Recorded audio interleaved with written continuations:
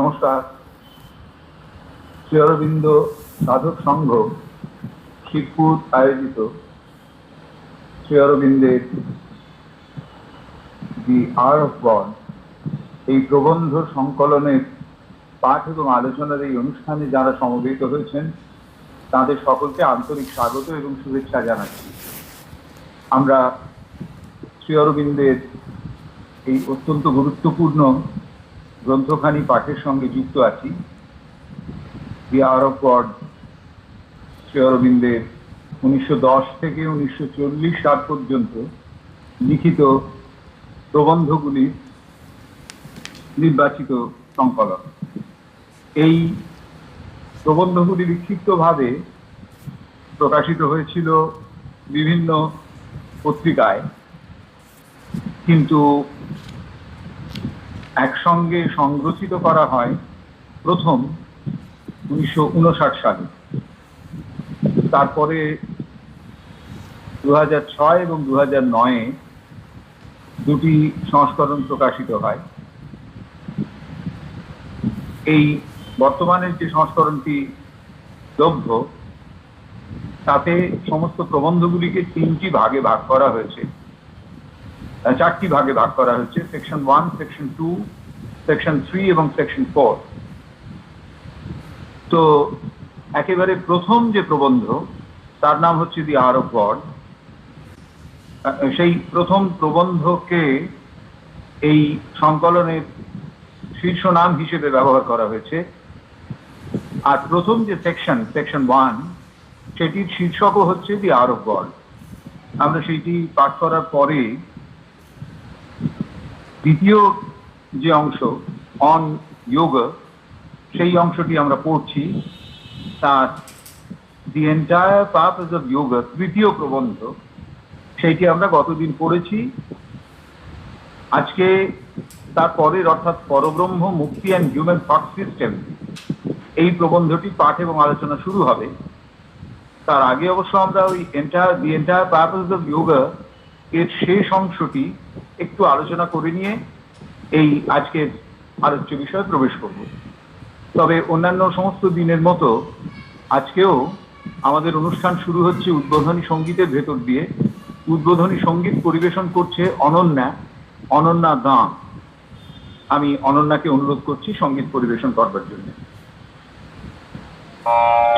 নমস্কার। চরণ ধ্বনি শুনি তব নাথ, জীবন তীরে কত নীরব নির্জনে কত মধু শুনি রে। চরণ ধ্বনি শুনি তব নাথ, জীবন তীরে কত নীরব নির্জনে কত মধু সুমিরে।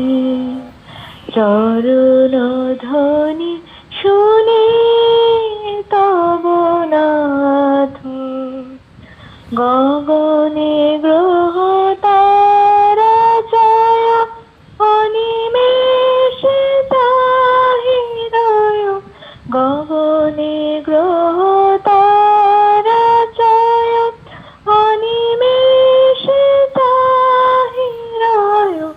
ভাবনা স্রোত হৃদয়ে ভয় ধীরে একান্তে ধীরে।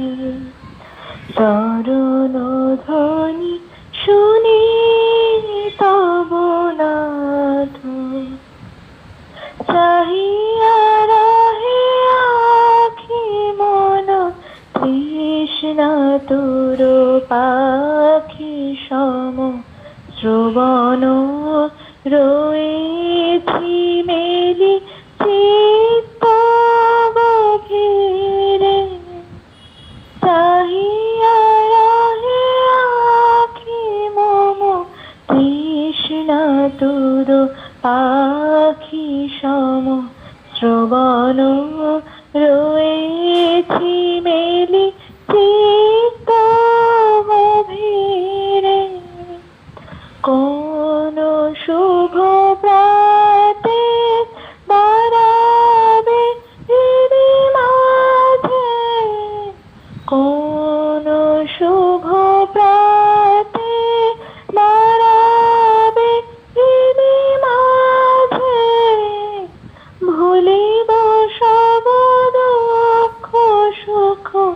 ডুবিয়া আনন্দ নীড়ে চরণ ধ্বনি শুনে তব নাথ জীবন তীরে কত নীরব নির্জনে কত মধু সমীরে চরণ ধ্বনি শুনে তব নাথ।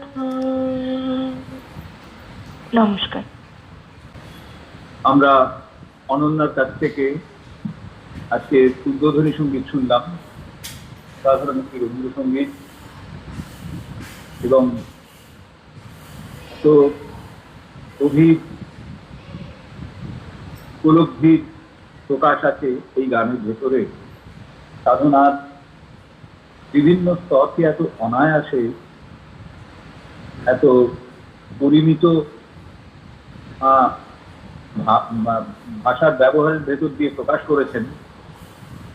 কতগুলো জায়গা তো অপূর্ব, যেখানে বলছেন একেবারে শেষে, ভুলিব সব সুখ দুঃখ ডুবিয়া আনন্দ গভীরে। অর্থাৎ দুঃখ এবং সুখ এই দুটিকেই উত্তীর্ণ হয়ে যেতে হবে, দুটোকেই পেরিয়ে যেতে হবে।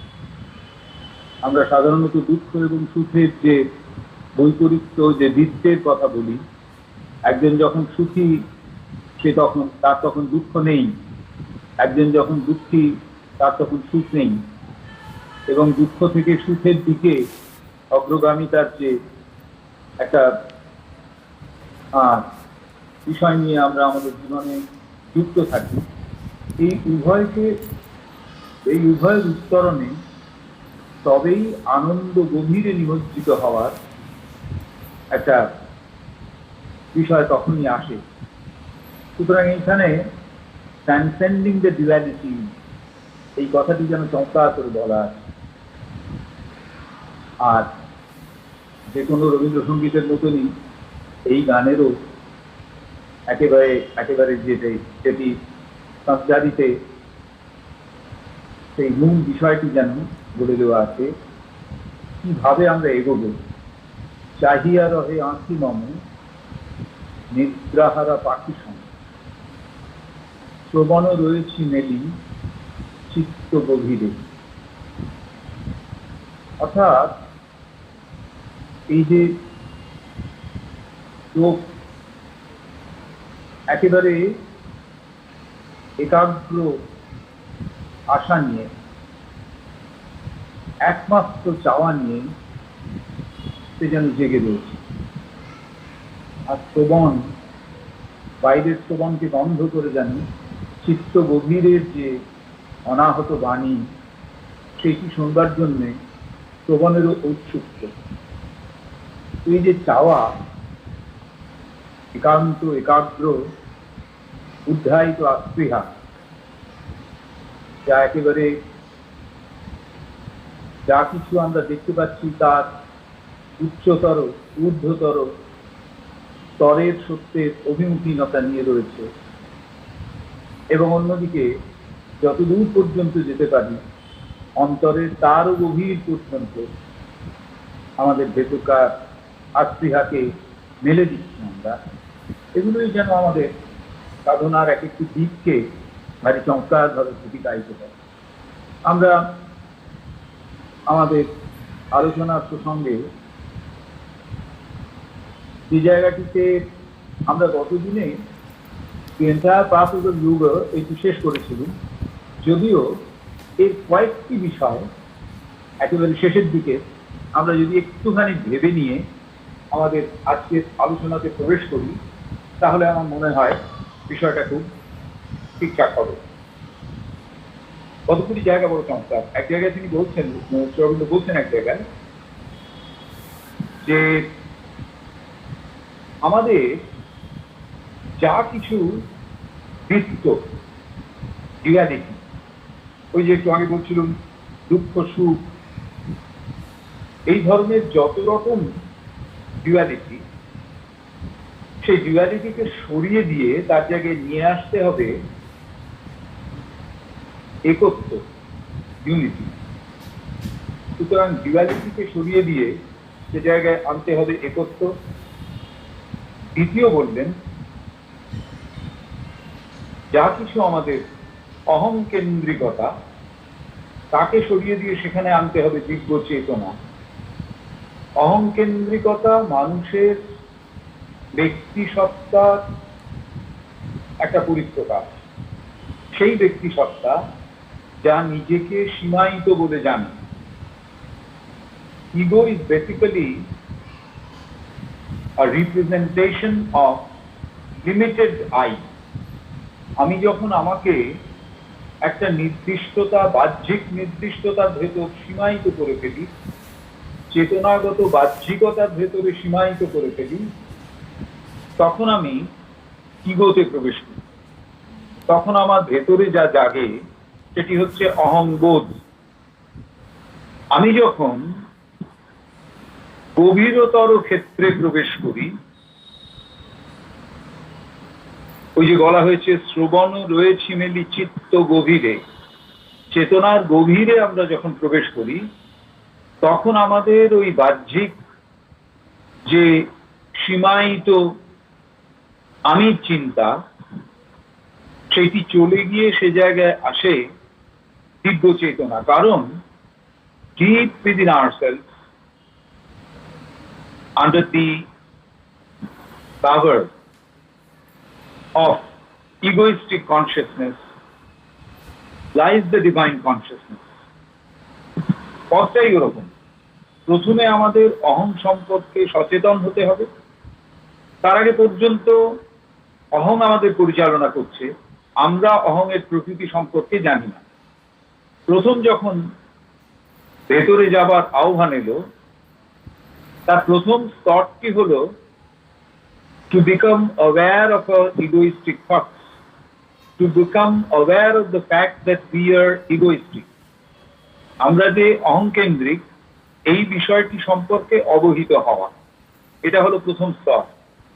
তারপরে ধীরে ধীরে যত ওই অহংয়ের চেহারাটা আমাদের কাছে ফুটে ওঠে, তত আসলে যা ফুটে ওঠে তা হচ্ছে অহং দ্বারা সীমায়িত ব্যক্তি চেতনার খণ্ডিত চেহারাটা।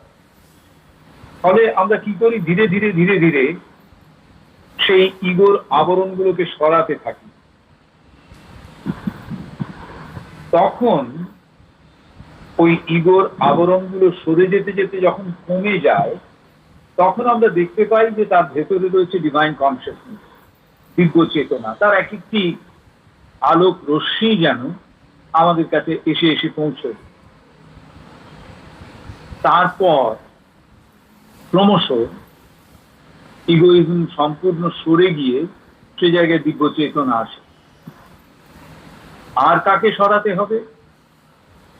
ইগনোরেন্স বাই ডিভাইন উইজডম, অজ্ঞানতাকে সরাতে হবে দিব্য প্রজ্ঞার দ্বারা।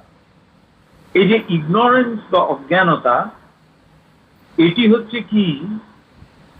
এটি হচ্ছে যেন আমাদের অন্তঃস্থিত যে জ্ঞান সম্পদ, তার উপরে ছড়িয়ে দেওয়া, বিছিয়ে দেওয়া, তাকে ঢেকে রাখা একটা অস্বচ্ছতার আবরণ।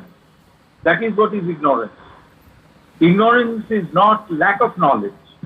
অজ্ঞানতা মানে জ্ঞানের অভাব নয়, অজ্ঞানতা মানে জ্ঞানের উপর একটা আবরণ। সেই আবরণও খানিকটা ইগোর মতো কাজ করে, অর্থাৎ ওই জ্ঞানে একটা খণ্ডিত রূপকে আমাদের সামনে এনে তুলে ধরে।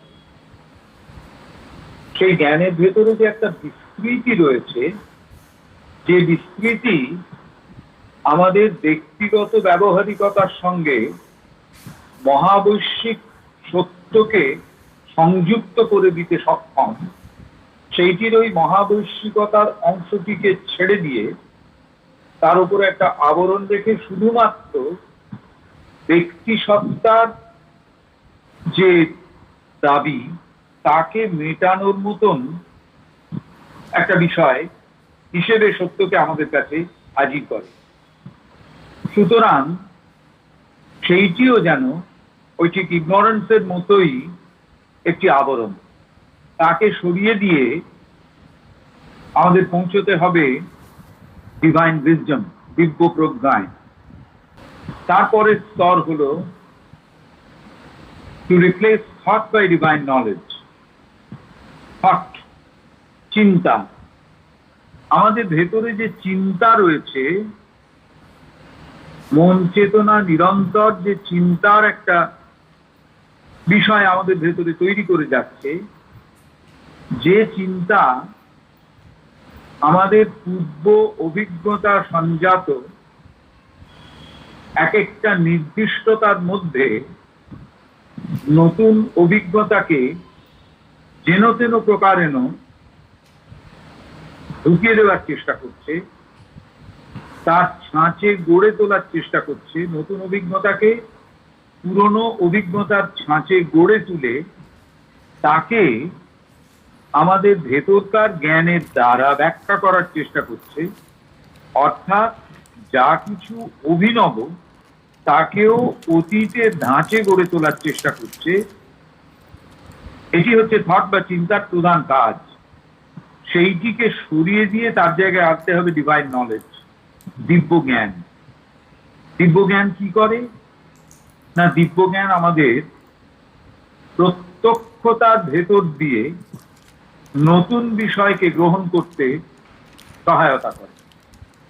সুতরাং thought to be replaced by divine knowledge আর weakness, struggle and effort by self-contented divine force। জীবনে চলার পথে আমরা যে সমস্যা সংকটের মুখোমুখি হই, তার মধ্যে তিনটি আমাদের ভীষণভাবে পর্যুদস্ত করে। একটি হচ্ছে দুর্বলতা, অর্থাৎ আমরা আমাদের সীমায়িত ক্ষমতা সম্পর্কে সচেতন, বা বলা যেতে পারে ক্ষমতাকে সীমায়িত মনে করে থাকি। সেই জন্য আমাদের ভেতরে উদ্যোগের খানিকটা অভাব ঘটে। দ্বিতীয় হচ্ছে প্রতিবন্ধকতাকে অতিক্রম করতে গেলে যে সংগ্রাম এবং সংঘর্ষের প্রয়োজন হয়, সেটি আমাদের পর্যুদস্ত করে, ক্লান্ত করে, আমাদের ভেতরে বোধহয় একটা হতাশারও সঞ্চার করে, এবং আমাদের ভেতরকার যে প্রয়াস সেটিও আমাদের কাছে একটা পরিশ্রমের, একটা কষ্টের, একটা অনভিপ্রেত বিষয় হিসেবে আমাদের কাছে আসে। এই যে দুর্বলতা, সংগ্রাম এবং প্রয়াসের ভেতরে, প্রয়াসের প্রতি যে আমাদের একটা আন্তর অনীহা থাকার জন্যে আমরা ক্লান্ত হয়ে পড়ি, এই তিনটি বিষয়কে সরিয়ে দিয়ে তার জায়গায় আনতে হবে কি সেলফ কন্টেন্টেড ডিভাইন ফোর্স। ভারী চমৎকার বাক্য ব্যবহারের পারদর্শিতা। সেলফ কন্টেন্টেড অর্থাৎ self contented what? Divine force. এমন দিব্য শক্তির বিষয়ে আমরা সচেতন, আমাদের ভেতরেরই তা।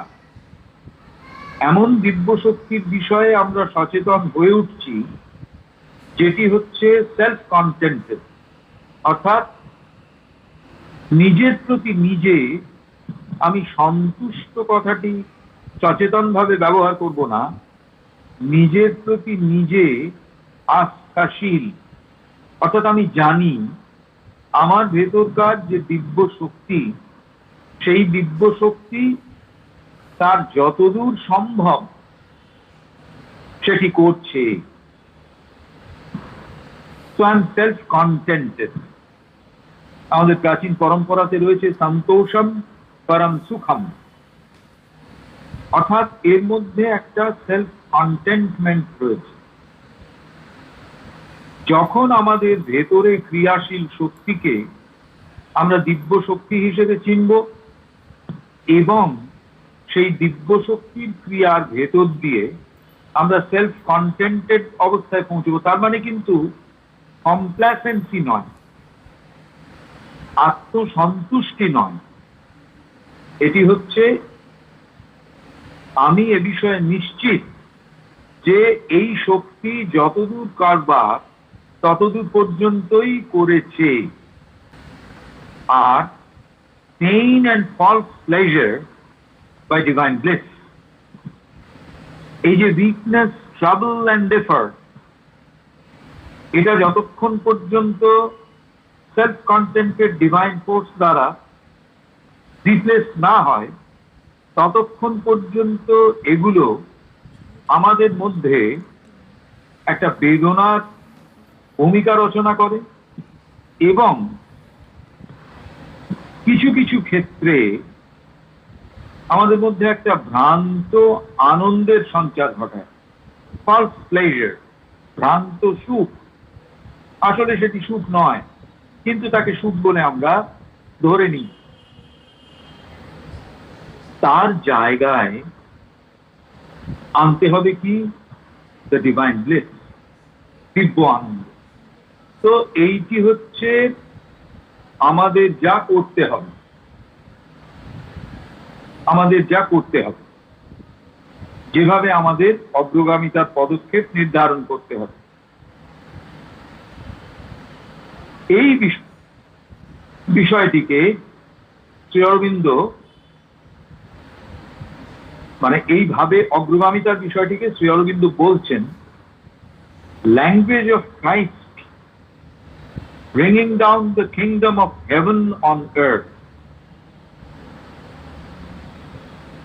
অর্থাৎ খ্রিস্টের ভাষায়, যীশু খ্রিস্টের ভাষায় কিংডম অফ হেভেন, স্বর্গের রাজত্বকে এই পৃথিবীর মাটিতে নামিয়ে আনা। এর বিভিন্ন স্টেপস হচ্ছে যা আমরা এতক্ষণ বলব। অর যদি আমরা এখনকার ভাষা ব্যবহার করি তাহলে কি বলতে হবে? উপলব্ধি করা এবং এই বিষয়টিকে ঘটিয়ে তোলা। তাকে ভগবানকে, অর্থাৎ আমরা প্রত্যক্ষভাবে এই পথে অগ্রগামী হলে ভগবানকে উপলব্ধি করতে পারবো এবং তাকে এই পৃথিবীতে তার উপস্থিতি অবতরণ ঘটিয়ে তুলতে পারবো। Realising and effectuating God in the world.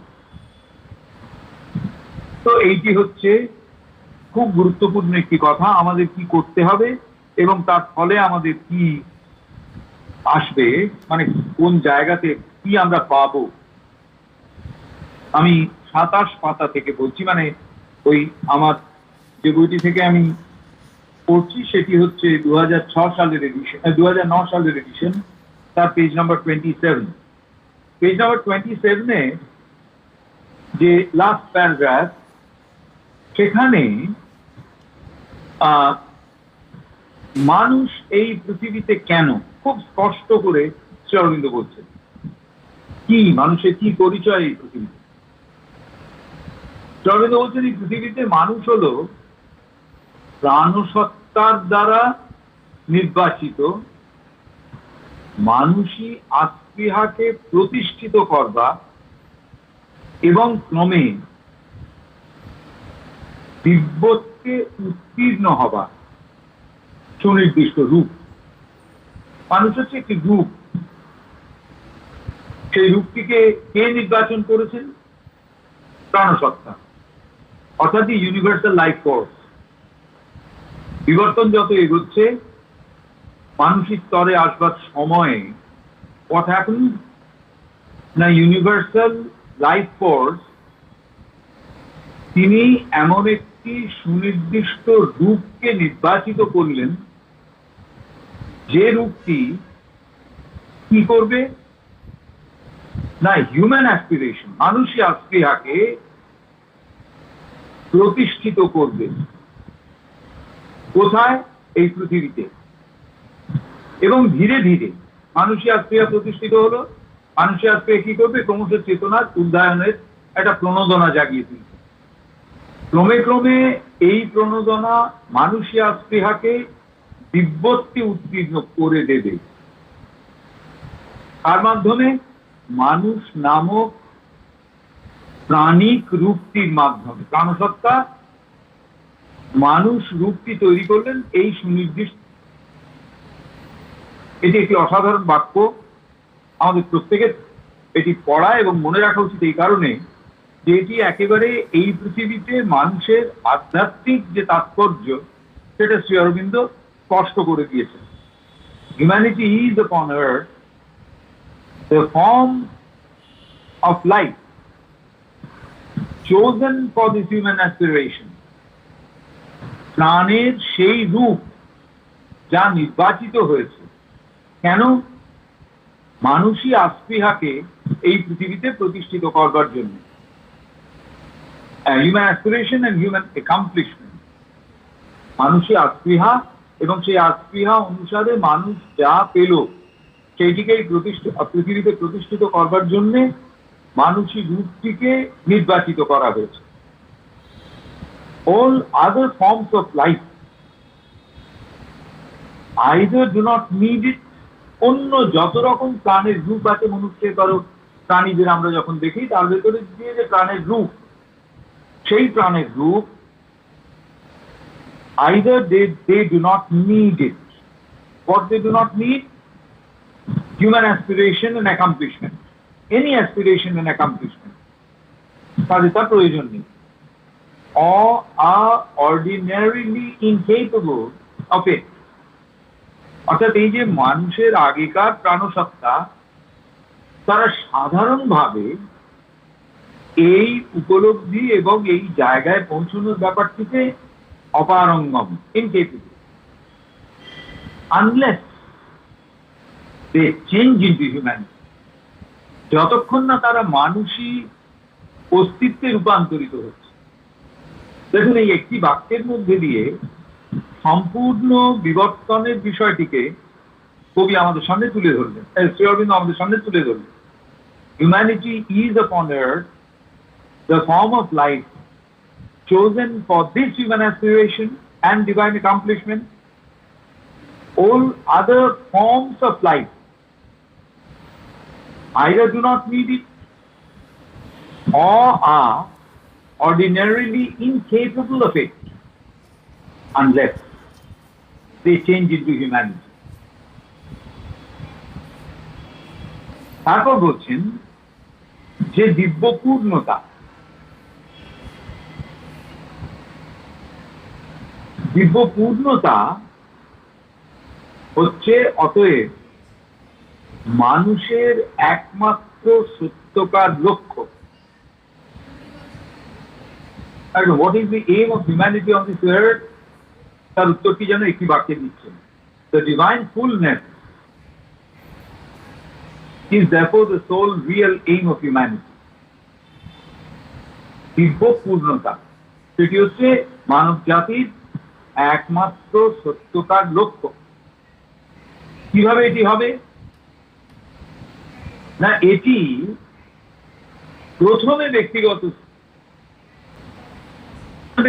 স্তরে আসবে, in order that it may be effected in the race, যাতে সমগ্র মানব জাতির ভেতরে সেই দিব্য পূর্ণতার সঞ্চার করতে পারে। ভীষণ পরিষ্কার। তাহলে আমরা এখানে তিনটি বাক্যের ভেতর দিয়ে এই পৃথিবীতে মানুষই অস্তিত্বের মূলগত বিশিষ্টতাগুলি জানতে পারছি। এইবারে আরেক দিক থেকে মানুষকে দেখছেন, বা বলা যেতে পারে মানব জাতিকে দেখছেন শ্রী অরবিন্দ। কি বললেন তিনি? বললেন মানুষ কি, হোয়াট ইজ হিউম্যানিটি, মানব জাতি, মানুষ ব্যাপারটা কি? বলছেন মানুষ হচ্ছে একটি মন চেতনাগত অস্তিত্ব। কোথায় রয়েছে তা? একটি সপ্রাণ শরীরে। একটি শরীর যে শরীরের ভেতরে প্রাণ আছে আছে বলেই তাকে আমরা জীবিত বলছি। সেই জীবিত শরীরের ভেতরে যখন একটা মন চেতনাগত অস্তিত্ব নিহিত থাকে তখন সেইটি হচ্ছে humanity. What is humanity? Humanity is the mental existence in a living body. Mental existence in a living body. এবারে লিভিং বডিটা কি? What is the base of the living body? জীবিত শরীরের ভিত্তিটা কি? ভিত্তিটা হচ্ছে জড়।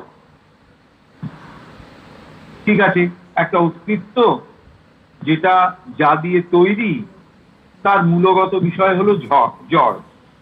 এবারে এই যে অস্তিত্ব তার কেন্দ্রে কি আছে?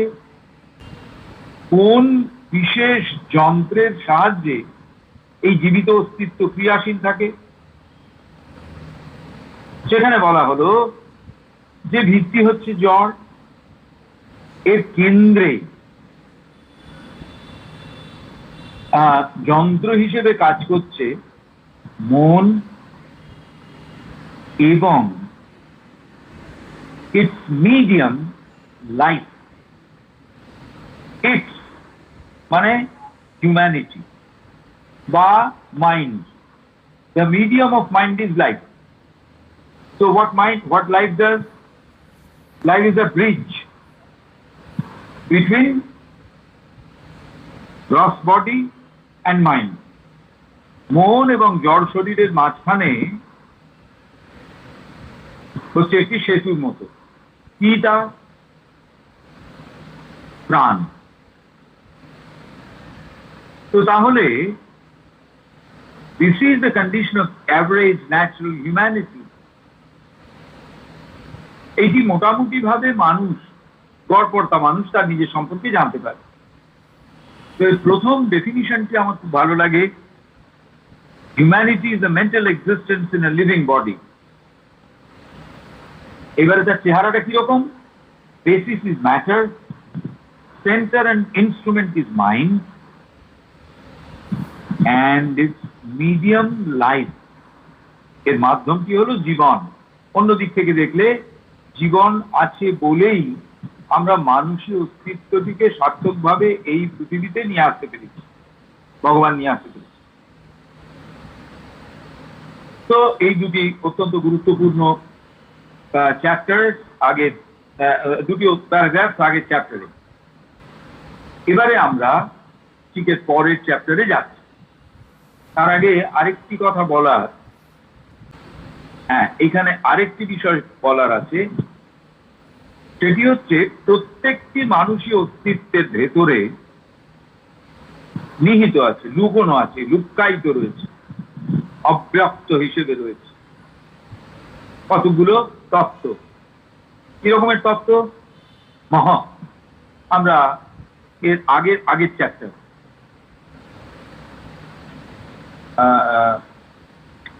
এর আগের কথা, অর্থাৎ পেজ নাম্বার 25-এ আমরা যে পড়েছিলাম, শ্রী অরবিন্দ যে বলছেন যে 7টা স্টেজ, তার ভেতরে মাঝখানের যে স্টেজ একদম তলায় আছে ভূর্ভুবঃ স্বঃ, আর একেবারে উপর থেকে নামলে সত্যা তপঃ জানা। এই যে সত্যা তপঃ জানা, এটি হচ্ছে আপার হেমিস্ফিয়ার, আর নিচের দিক থেকে দেখলে ভূর্ভুবঃ স্বঃ, এটি লো হেমিস্ফিয়ার, ঊর্ধ্ব এবং অধ। এর মাঝখানে রয়েছে মহা। এই মহ সম্পর্কে বলতে গিয়ে অরবিন্দ বলছেন যে মহ কি? পিওর আইডিয়ালিটি ইন বিজ্ঞান। আমরা যদি আরেকটা ভূর্ভুবঃ স্বঃ এর বদলে আমরা যদি মানুষের অস্তিত্বকে ধরি, তাহলে জড়, প্রাণ, মন, আর একবার ওপর দিকে সৎ, চিৎ, আনন্দ। তাহলে মাঝখানে কি? এর মাঝখানে হচ্ছে বিজ্ঞান। বিজ্ঞান মানে আমাদের সায়েন্স নয়, বিজ্ঞান মানে বিশেষ জ্ঞান। তো তাহলে মহ হচ্ছে মাঝামাঝি জায়গায়, এটি হচ্ছে পিওর আইডিয়ালিটি, অর্থাৎ শুদ্ধ আদর্শ তত্ত্ব। কোথায় না মনকে ছাড়িয়ে গেলে যে বিজ্ঞানের এলাকা, সেইখানে বলছেন এটি একেবারে ঊর্ধ্ব চেতনা যেভাবে ধীরে ধীরে মাটিতে নেমে এলো, পৃথিবীতে নেমে এলো, এবং নেমে আসার সময় তার মধ্যে যে সমস্ত ব্যাহৃতি তৈরি হলো, বৈচিত্র্য, অবাধ প্রসাদ, মহৎ কিন্তু সেরকম কোনো ব্যাহৃতি নন। তাহলে তিনি কি না, তিনি হচ্ছেন এই জাতীয় ব্যাহৃতির সূত্র, যেখান থেকে আসছে উৎস। এইটি হচ্ছে সেই উৎস যেখানে মন, প্রাণ এবং দেহের সমস্ত কাজ যেখান থেকে নিয়ন্ত্রিত হয়, এবং এর বিরাট এবং অনন্ত সম্পদ, যা কিরকম না আমাদের কাছে ছোট কয়েন যেরকম, সেই রকম তার কাছে সমস্ত সম্পদ। বিজ্ঞান, এই যে আমরা আগে বলেছি বিজ্ঞানময় কোষ, তৈত্তিরীয় উপনিষদে আমাদের যে ভাগ করা হয়েছিল, সেই বিজ্ঞানময় কোষ, নট সায়েন্স। সেই বিজ্ঞান কি? বিজ্ঞান হচ্ছেন link between the divine state and the human animal. ঊর্ধ্বের যে হেমিস্ফিয়ার, সেটি ডিভাইন হেমিস্ফিয়ার, আর নিচের যে হেমিস্ফিয়ার, সেটা হচ্ছে অ্যানিমাল হেমিস্ফিয়ার। এর মাঝখানে বিজ্ঞান being the link between the divine state and the human animal is the door to escape for man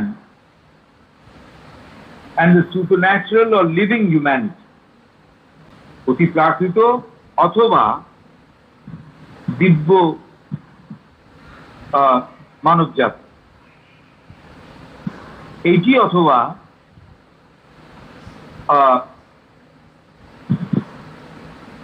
মৃত্যু, এইটি অথবা এই দুটির ভেতরে বিজ্ঞান যেন একটা লিঙ্ক, একটা যোজক রাখে, একেবারে উচ্চ ঊর্ধ্বের হেমিস্ফিয়ার এবং তার সঙ্গে নিম্নের হেমিস্ফিয়ার। এবারে আমরা প্রবেশ করছি পরবর্তী অধ্যায়, পরব্রহ্ম, মুক্তি এবং মানুষের চিন্তার যে সিস্টেম, হিউম্যান থট সিস্টেম, চিন্তাতন্ত্র যদি আমরা বলি, চিন্তার বিষয়টি যেভাবে কাজ করে। তো এই যে কথাগুলো পরব্রহ্ম, মুক্তি অ্যান্ড হিউম্যান থট সিস্টেম, এর আলোচনা করতে গিয়ে প্রথমেই শ্রী অরবিন্দ বললেন পরব্রহ্ম কে না পরম বা চূড়ান্ত, অর্থাৎ সদসৎ তৎপরং ইয়াৎ, সৎ এবং অসৎ, এই বৃত্ত নিয়ে মন রয়েছে। যেহেতু বৃত্ত নিয়ে মন রয়েছে, অতএব সে এই বৃত্তকে অতিক্রান্ত হলে যা, তার সম্বন্ধেও তার একটা ধারণা আছে। আবার এই বৃত্তের নিচে যা, তার সম্বন্ধেও তার একটা ধারণা আছে। অর্থাৎ before reaching the final absolute, সেখানে একটি তত্ত্ব রয়েছে। তো এই যে তাকে পাওয়া, তার মূল অসুবিধে হলো কি, তিনি পরম বা চূড়ান্ত। যেহেতু তিনি পরম বা চূড়ান্ত, তাকে জ্ঞানের শর্তে পাওয়া যাবে না। অর্থাৎ যার ভেতরে জ্ঞানের অভাব রয়েছে বলে একটা বোধ আছে, তাকেই জ্ঞানের শর্তে পাওয়া যায় এবং তাকে তিনিই শেষ পর্যন্ত পরম বা চূড়ান্তের অভিমুখীনতা, একটা ভেতরের প্রেরণা, একটা তিনি জাগিয়ে তুলতে পারেন। কিন্তু তাকে জ্ঞানের শর্তে পাওয়া যাবে। অনন্তকে তবু একরকম ভাবে জানা যায়, কিন্তু পরম বা পরম ব্রহ্মকে কখনোই জানা যায়, কখনোই জানা যায় না। যা কিছু অস্তিত্বের মধ্যে রয়েছে বা যা কিছু অনস্তিত্বের অন্তর্গত, এই জায়গাগুলো খুব একটু গোলমেলে। যা কিছু অস্তিত্বের মধ্যে রয়েছে সেটা বোঝা গেল, কিন্তু অন্য যা কিছু অস্তিত্বের মধ্যে রয়েছে, অন্য যা কিছু অনস্তিত্বের অন্তর্গত, এ সবই হচ্ছে পরম বা ওই পরব্রহ্ম। পরব্রহ্ম এমন কিছু নন যা কোথাও নেই, অর্থাৎ যা দেখা যাচ্ছে সবটাই তিনি। কিন্তু মুশকিল হলো তাকে পেতে হবে। পেতে গেলে আমাদের প্রধান শর্ত হচ্ছে, প্রথম শর্ত হচ্ছে জ্ঞানের শর্তে পাওয়া। অর্থাৎ আমি জানবো, যাকে আমি দেখতে চাইছি তার কিরকম প্রত্যক্ষভাবে জানবো। কিন্তু মুশকিল, পরব্রহ্মকে জ্ঞানের শর্তে পাওয়া যায় না। জ্ঞানের শর্তে জানবো মানে তিনি কিরকম, লম্বা না অল্প উচ্চতার, কৃষকায় না স্থূলকায়, তা কি মাথার চারিদিক দিয়ে তেজ বেরোয় কিনা, এই যে প্রত্যক্ষ জ্ঞানের শর্তে তাকে পাওয়া। কোথায় পাওয়া? চেতনার ভেতরে পাওয়া। কিসের সাহায্যে? কল্পনার সাহায্যে। জ্ঞানের শর্তে তাকে পাওয়া যায়। তাহলে কি করতে হবে? তাহলে অনন্তকে তবু একরকম ভাবে জানা যায়, কিন্তু পরমকে কখনোই জানা যায় না। অনন্ত যা, অর্থাৎ ইনফাইনাইট, ইনফাইনাইটকে তবু একরকম ভাবে একটা ধারণা করা যায়, কিন্তু পরব্রহ্মকে কখনোই জানা যায় না। সেই পরমকে কখনোই জানা যায় না। তাহলে কি হবে? যা কিছু অস্তিত্বের মধ্যে রয়েছে, যা কিছু অনস্তিত্বের অন্তর্গত, সে সবই হলো পরমের প্রতীক। এই জায়গাটি আমাদের বুঝতে একটু অসুবিধা হয়। আমরা যখনই প্রতীক বলে কোনো একটি বিষয়কে নির্দিষ্ট করে দিই, তখনই আমরা বোঝাতে চাই যে একটা অস্তিত্বগত সুনির্দিষ্টতাই হচ্ছে কোনো একটা বিষয়ের প্রতীক। যেমন আমরা যদি কোনো একটি নির্দিষ্ট গাছকে কোনো একটি নির্দিষ্ট অঞ্চলের প্রতীক হিসেবে ভাবতে চাই, তাহলে সেই অঞ্চলের বৈশিষ্ট্যকে আমরা একটা সীমায়িত অস্তিত্বের মধ্যে দিয়ে প্রকাশ করি।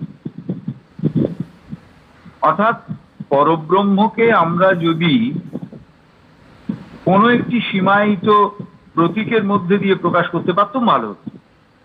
তাহলে বলতাম এইটি হচ্ছে পরব্রহ্ম। কিন্তু মুশকিল কি হলো, যা কিছু অস্তিত্বের মধ্যে রয়েছে এবং যা কিছু অস্তিত্বের মধ্যে নেই, সে সবই হলো পরমের প্রতীক। তাহলে কোথায় তৈরি হলো তা? আমাদের চেতনা তো সেরকম ভাবে ধরতে পারে না। এরা তৈরি হয়েছে চিদাত্মা, চিৎ আত্মা, অর্থাৎ আমার ভেতরে তার চিৎ আনন্দ, সেই চিৎ, সেলফ কনসিয়াসনেস। সুতরাং প্রতীকের সাহায্যে পরমকে ততটুকুই জানা যাবে যতটা সেই প্রতীক পরমকে উন্মোচিত করে বা তার দিকে ইঙ্গিত করে। যেমন আমরা যেটা বলছিলাম, কোনো একটি বিশেষ জায়গার প্রতীক হিসেবে যদি একটি গাছকে নির্দিষ্ট করা যায়, তাহলে সেই গাছ সেই জায়গার বৈশিষ্ট্যের যতটুকু অবলিকলি দিতে পারে আমাদের। যেমন যদি একটি কাঁটা গাছকে আমরা দেখি, তাহলে আমরা বুঝবো যে এটি যে পরিসরকে নির্দেশ করছে সেই পরিসর হচ্ছে অ্যারিড, অর্থাৎ মরুভূমি অঞ্চল। তো তার মানে প্রতীকের সাহায্যে কোনো একটি কিছুকে জানতে গেলে যতটুকু সেই প্রতীক উন্মোচন করছে ততটুকুই জানা যায়। অতএব পরব্রহ্মের ক্ষেত্রেও তাই।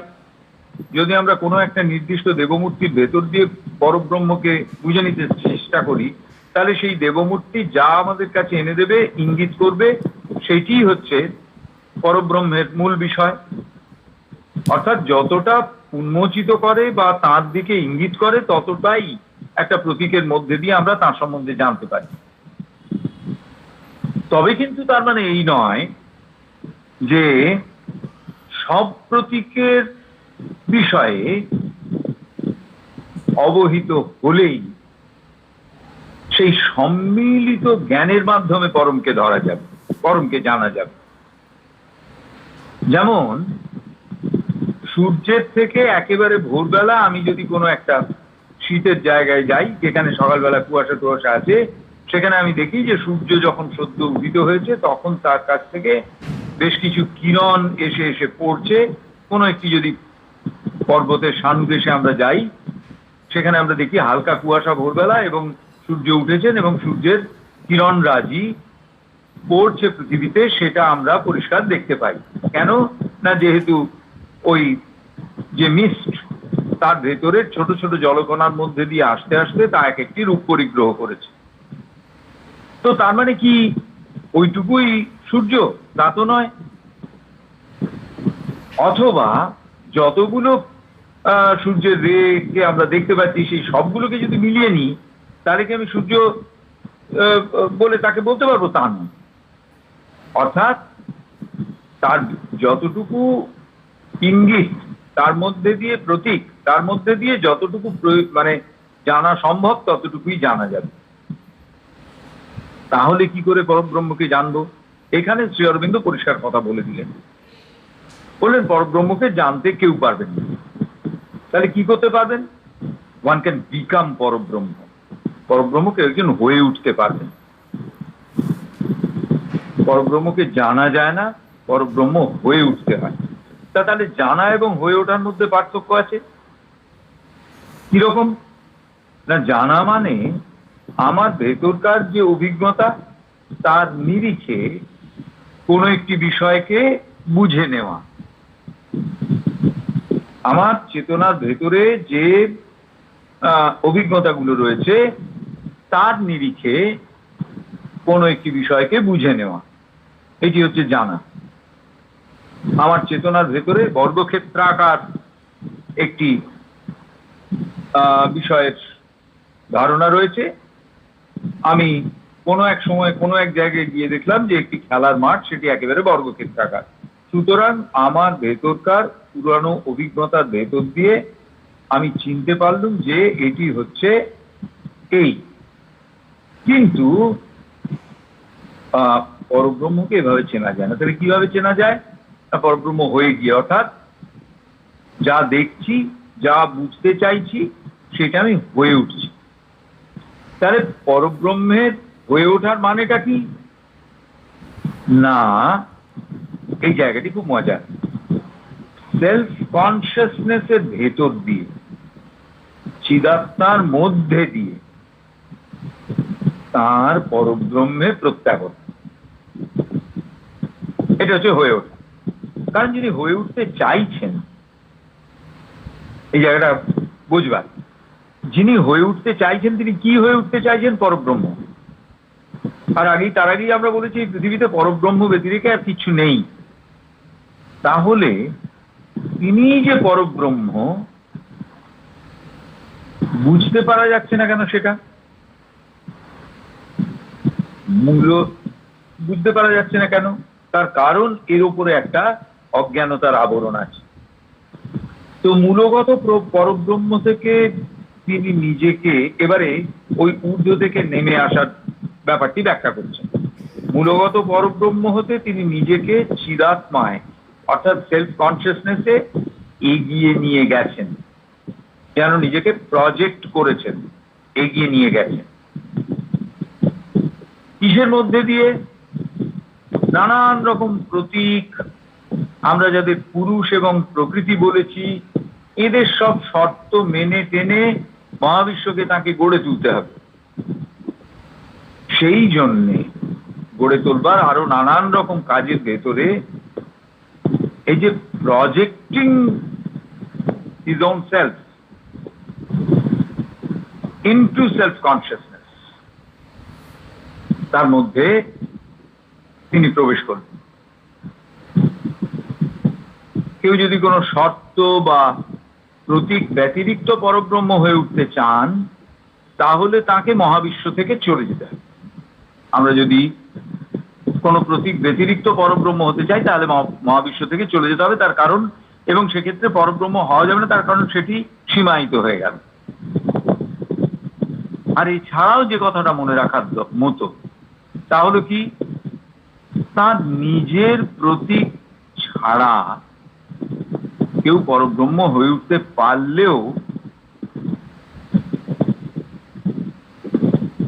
না তিনি হয়ে উঠতে পারবেন যা তিনি ইতোমধ্যেই নন তাই, বা মহাবিশ্ব তার কর্ম প্রগতি বন্ধ করে। তো তাহলে পরব্রহ্ম শব্দের অর্থটা কি দাঁড়ালো? শ্রী অরবিন্দ এখানে খুব পরিষ্কার করে সেটা বললেন। তিনি বলছেন যে পরব্রহ্ম শব্দের অর্থ হলো দিব্য বা ভগবান, পরিপ্রকাশিত চেতনা সাগর থেকে নিজের একটি প্রবাহকে বা স্পন্দনকে ফেরত পাঠান সেই পরিসরে যেখান থেকে অন্য সকল চেতনা অগ্রগামী হয়েছে।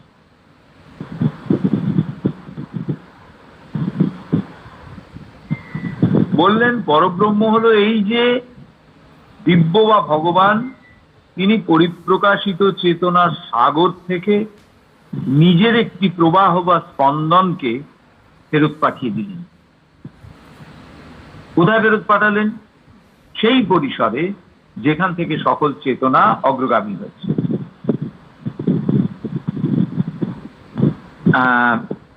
এইখানটি একটুখানি বুঝবার। হোয়াট ইজ পরব্রহ্ম আমরা কি করে বুঝবো, যেহেতু আমরা নিজেরাও তাই, সকলেই যেহেতু তাই। বলছেন এই যে পরিপ্রকাশিত চেতনার সাগর, অর্থাৎ আমাদের এই মহাবিশ্বের ভেতর দিয়ে চেতনা যে অনন্ত রূপে পরিপ্রকাশিত হয়েছে, সেখান থেকে তিনি তো নিজেই প্রকাশিত হয়েছেন। কিসের মধ্যে দিয়ে? একটা প্রবাহের মধ্যে দিয়ে। কিসের প্রবাহ?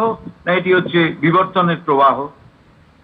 সেইখান থেকে একটি প্রবাহকে বা একটি স্পন্দনকে যেন উল্টো দিকে ফেরত পাঠাচ্ছেন। আমরা যদি মনে করি গঙ্গোত্রী থেকে গঙ্গাসাগর পর্যন্ত একটা প্রবাহ, গঙ্গাসাগরের কাছ থেকে সেই প্রবাহের কোনো একটি অংশকে যেন গঙ্গোত্রীর দিকে ফেরত পাঠানো হচ্ছে। তো পরিপ্রকাশিত চেতনার সমুদ্র থেকে তার স্পন্দনের একটি ধারাকে ভগবান নিজে বিপরীত অভিমুখীনতায় নিয়ে চলেছেন। কোথায় নিয়ে যাচ্ছেন? সেই উৎসে যেখান থেকে সকল চেতনার উচ্ছ্বাস, সেই উৎসে যেখান থেকে সকল চেতনার উচ্ছ্বাস। হ্যাঁ, শোনা যাচ্ছে? কিছু অসুবিধা হচ্ছে? সেই উৎসে যেখান থেকে সকল চেতনার উচ্ছ্বাস, তার মানে পৌঁছে দিচ্ছেন সেই উৎসে যেখান থেকে সকল চেতনার উচ্ছ্বাস। তো এইবারে যাঁরা এই মহাবৈশ্বিক চেতনা বা পার্থিব চেতনা থেকে বেরিয়ে যান, তারা সকলেই যে অবশেষে পরব্রহ্মে পৌঁছন তা নয়। তাহলে কোথায় যান? অর্থাৎ কেউ যদি সেই পরব্রহ্ম ভগবান বা সেই মূলগত সত্তার সন্ধান করবার জন্য এই পার্থিবতা থেকে বেরিয়ে যান,